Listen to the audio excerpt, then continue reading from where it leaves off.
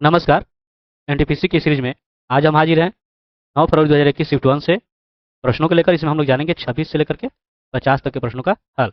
तो पहला सवाल है, एक टायर में दो पंक्चर है। पहला पंक्चर अकेले 9 मिनट में टायर की हवा पूरी हवा जो है निकाल सकता है। दूसरा जो है अकेले जो है 6 मिनट में टायर की पूरी हवा निकाल सकता है। यदि हवा स्थिर गति से निकलती है तो दोनों पंक्चर एक साथ मिलकर कितनी देर में टायर की पूरी हवा निकाल सकते हैं। ठीक है, चलिए देखते हैं। जैसा कि यहाँ पर दिया गया है, पहला पंक्चर पहला पंक्चर ठीक है, ये समय ले रहा है 9 मिनट। ठीक है, दूसरा पंक्चर तो दूसरा पंक्चर जो है ये ले रहा है आपका 6 मिनट। ठीक है, इनका निकाल दीजिए एलसीएम। तो 9 का कितना हो जाएगा, तो 18 है ना। 9 दूनी 18, 6 × 18, ये इनकी क्षमता हो गई। ठीक है, अब ये दोनों जो है दोनों पंक्चर द्वारा जो है दोनों पंक्चर ठीक है, इनके द्वारा लिया गया समय क्या हो जाएगा, तो लिया गया समय हो जाएगा टोटल जो कार्य है और इनकी क्षमता 2 + 3 यानी कि 18/5। ठीक है, तो क्या हो जाएगा, 5 से बचते 15 और 15 × 3 = 18 यानी इतना मिनट। ठीक है, यहाँ पर जो है आपका आंसर हो गया तीसरा। अगला कथन है, यहाँ पर दिया गया कि प्रत्येक अभाज्य संख्या विषम होती है। तो जैसा कि आप जानते हो कि अभाज्य संख्या जो होती है वो 2 से शुरू होती है ना। 2, 3, 5, 7 ऐसे। ठीक है, तो कथन के अनुसार अगर आप देखो तो दिया गया कि प्रत्येक अभाज्य संख्या विषम होती है। तो दो विषम संख्या है नहीं है, मतलब ये आपका गलत है। दूसरा है कि किन्हीं भी दो अभाज्य संख्याओं का गुणनफल विषम होता है। तो देखिए 2 और 3 का गुणा करके देखिए 6। तो क्या ये विषम संख्या है, ये तो सम संख्या है, विषम संख्या नहीं है। यानी ये भी कथन क्या है, गलत है। ठीक है, तो न तो एक और न ही दो। ठीक, चलिए आगे देखते हैं। मुंबई के निकट एलिफेंटा की गुफाओं में स्थित मंदिर को समर्पित है। तो किसको समर्पित है, ये जो है भगवान शिव को समर्पित है। ठीक है, चलिए अगला है, वर्ष 2020 तक Indian Premier League T20 cricket tournament कितने संस्करण आयोजित किए जा चुके हैं, तो ये 13। ठीक है, चलिए उत्तर भारतीय वाद्य यंत्र नगाड़ा के समकक्ष दक्षिण भारतीय वाद्य यंत्र कौन सा है, तो वह है छेदा। ठीक है, यह एक बेलनाकार ताल वाद्य यंत्र है। ठीक है, जिसका उपयोग जो है केरल में ज्यादातर होता है। ठीक है, 1857 में शाहमल ने किस स्थान पर विद्रोह का नेतृत्व किया था, तो किया था बड़ौत में। ठीक है, वहां पर किसानों के एक बड़े दल का नेतृत्व किया था। ठीक है, जो कि जाट थे। ठीक, चलिए यहाँ पर है, निम्नलिखित समीकरण को हल करना है। ठीक ना, तो देखिए ये आपका समीकरण है, आप गुणा कर सकते हो। 5 से इसमें कीजिएगा तो देखिए क्या हो जाएगा, 1/5x। ठीक है, ये आपका 1/5x है, और 5x से गुणा होगा तो आपका ये हो जाएगा 5x।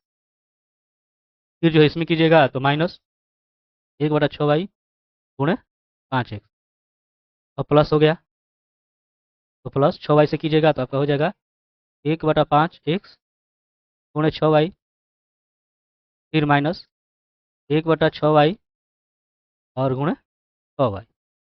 ठीक है, अब जो है यहाँ से देखिए ये आपका क्या हो जाना है, कट जाना है। ठीक ना, तो आपका कितना हो जाएगा, एक से x गुणा होगा तो x²। और यहाँ से देखिए ये आपका क्या हो जाएगा, तो ये आपका हो जाएगा 5xy। ठीक है, 5xy/6। ठीक है, अब यहाँ पर देखिए ये आपका प्लस, ये आपका 6xy/5 माइनस 6 खत्म, ये आपका हो जाएगा y²। ठीक है, अब जो है यहाँ पर इसका लघुत्तम निकाल दीजिए। 105 का लघुत्तम निकालिएगा तो क्या हो जाएगा, 30। ठीक है, अब देखिए ये 30 हो गया, इससे कीजिएगा तो 5, तो 5 5 क्या हो जाएगा, ये आपका हो जाएगा 25xy।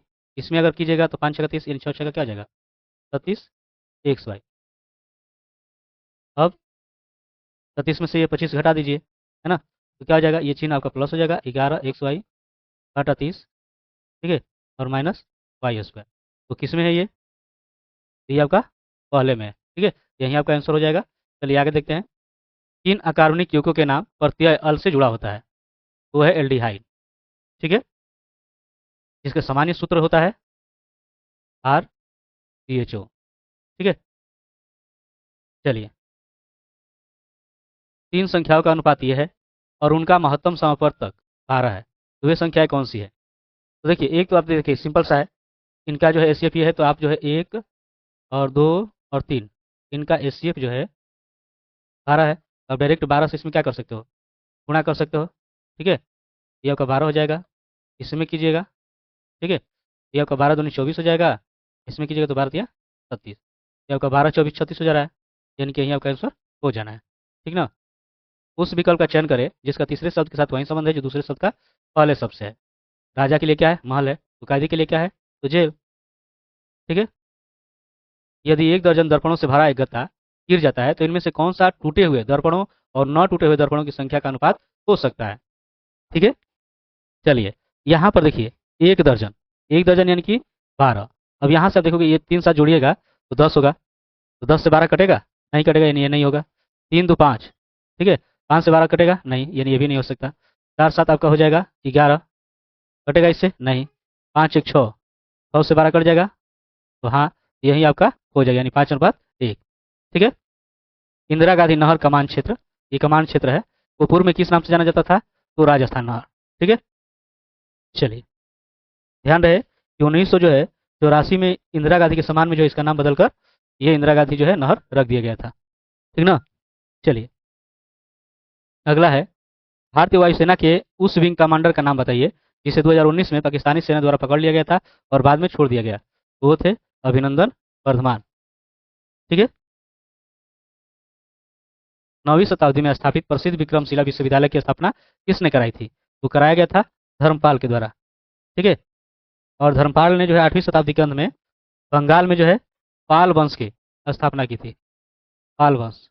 ठीक है, जिसके संस्थापक धर्मपाल हैं।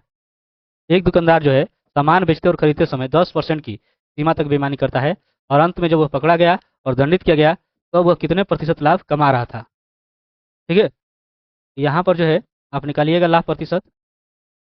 ठीक है, तो क्या हो जाएगा, देखिए इसके लिए जो आपका सूत्र हो जाएगा एक्स प्लस वाई, ठीक है, प्लस एक्स वाई बटा 100%।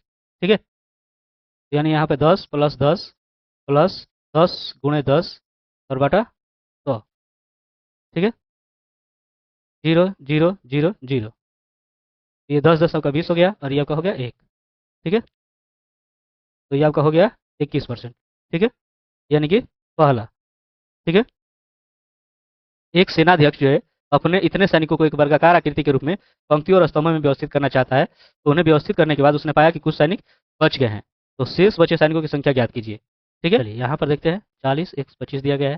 ठीक है, इनका निकालते हैं वर्गमूल, देखते हैं। अब देखिए यहाँ से जो है ये आप जोड़ा बना लियो, दो से यह देखिए, दो दूनी का है ना, ये 4 कट जाना है, ऊपर उतरेगा 0 1, अब ये 2 2 हो जाएगा 4, अब क्या भाग जाएगा, नहीं जाएगा, यानी 1 0 1 0 बढ़ा लेना होगा। ठीक, फिर एक ही उतार लीजिए 2 5। अब देखिए यहाँ पर जो है जब उतारेंगे ऊपर से तो यहाँ पर क्या जाना है, 0 बढ़ेगा।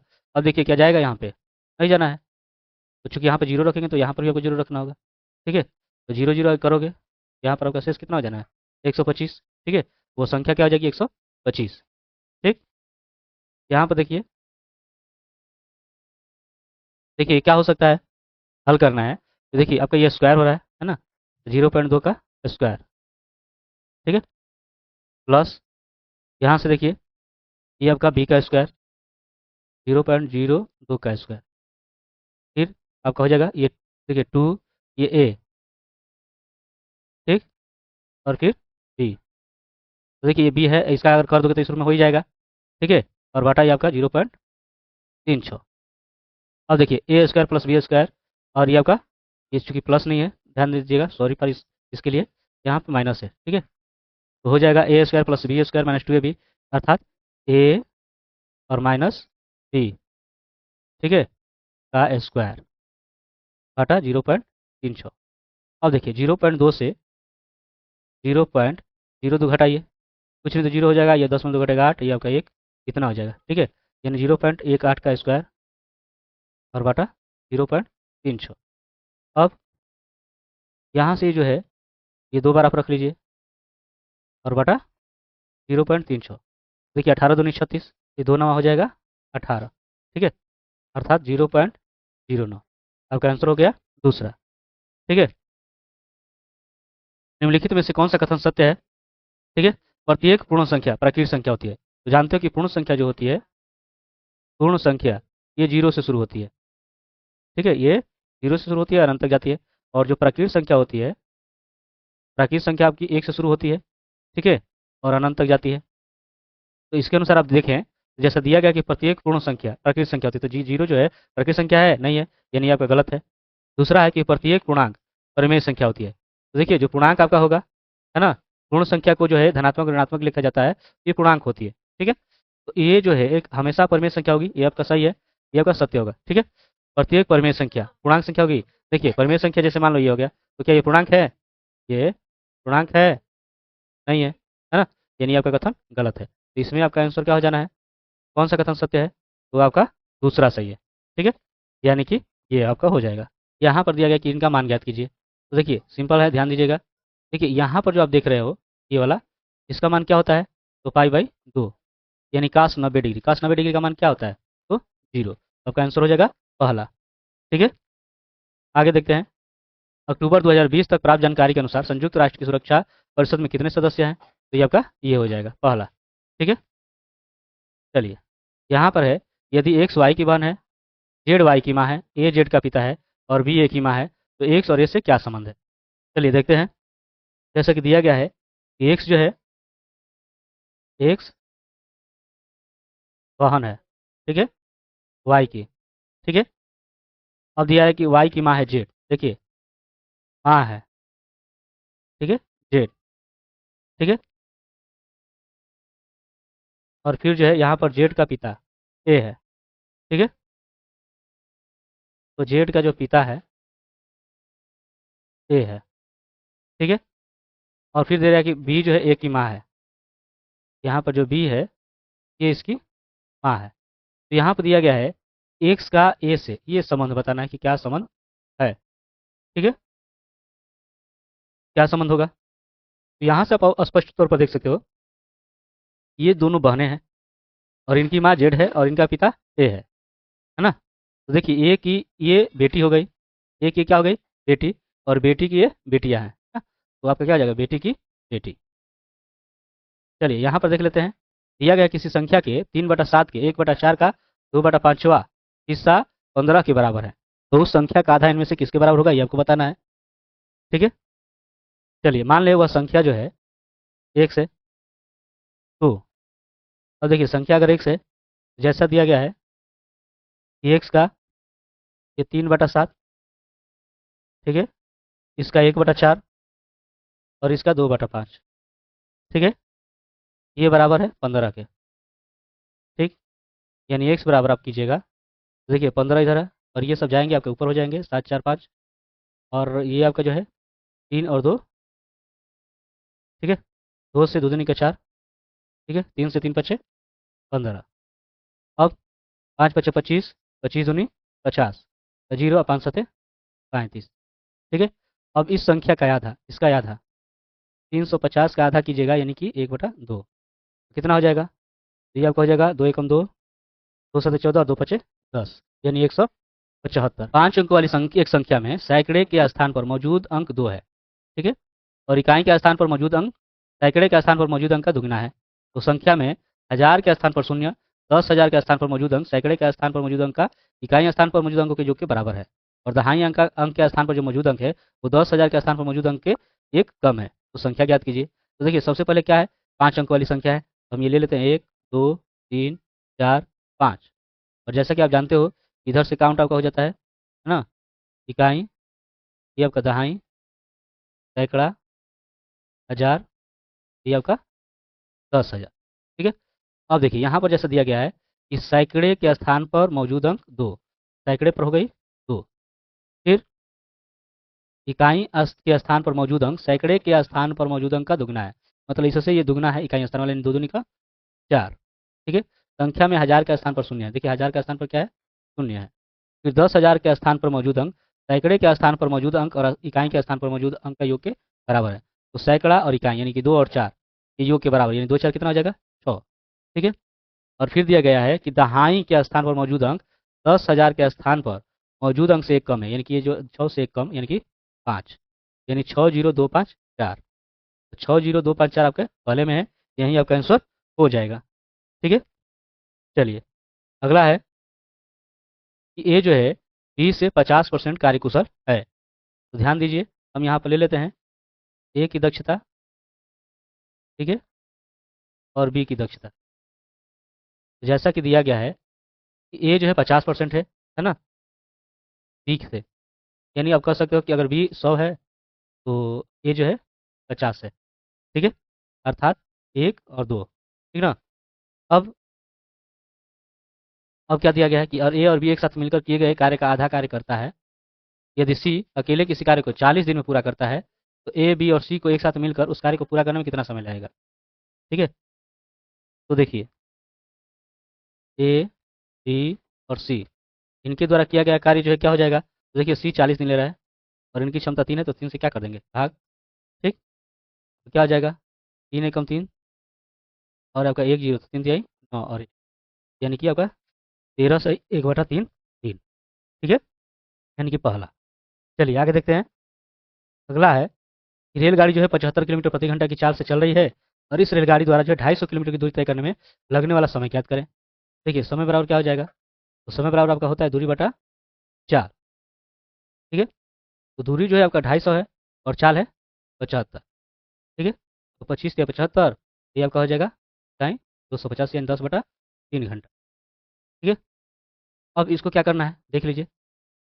अब इसमें कर लीजिए, 3 से कीजिएगा भाग, तो 3 सही 1/3 हो जाए। ठीक है, मतलब कि आपका 3 घंटा हो गया। ध्यान रखिएगा, ये 3 घंटा हो गया और ये 1/3, इसको मिनट में कर लीजिए। ठीक है, तो 3 से ये आपका हो जाएगा 20।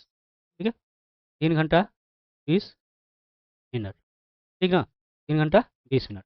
ये रहा 20 से लेकर के 50 तक के प्रश्नों का हल। बाकी के प्रश्नों को लेकर हाजिर होंगे अगले वीडियो में। तब तक के लिए धन्यवाद।